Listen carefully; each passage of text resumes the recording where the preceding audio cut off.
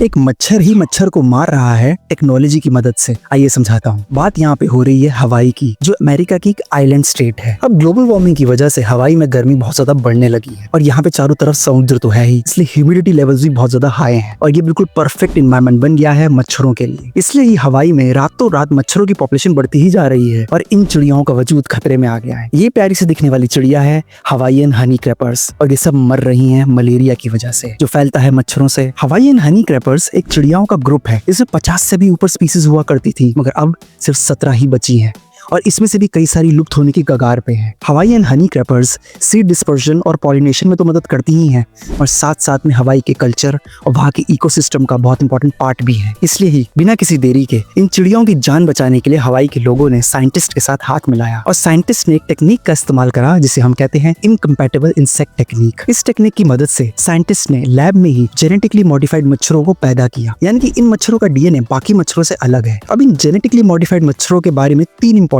Points. पहला, ये सारे मेल मॉस्किटोज हैं। दूसरा, ये सारे नॉन बाइटिंग मॉस्किटोज हैं। तीसरी और सबसे इंपॉर्टेंट खासियत इन मच्छरों की ये है कि ये मेल मॉस्किटो जब भी किसी फीमेल मॉस्किटो के साथ मीटिंग करते हैं तो एग हैच ही नहीं होता और बस थोड़े ही टाइम में हवाई में हो गई मच्छरों की बारिश। हेलीकॉप्टर और ड्रोन्स की मदद से इन जेनेटिकली मॉडिफाइड मच्छरों को एक बॉक्स में डाल के हवाई में जगह जगह पे लैंड करवाया गया और अब हवाई में जब भी ये मेल मॉस्किटो किसी भी फीमेल मॉस्किटो के साथ मीटिंग करेंगे तो एग हैच होगा ही नहीं और एग हैच नहीं होगा तो रिप्रोडक्शन कम हो जाएगा और अगर रिप्रोडक्शन कम हो जाएगा तो मच्छरों की पॉपुलेशन अपने आप ही कम होना शुरू हो जाएगी और इन चिड़ियों का वजूद वापस आ जाएगा एंड फाइनली हवाई का इकोसिस्टम एक बार फिर से बैलेंस हो जाएगा।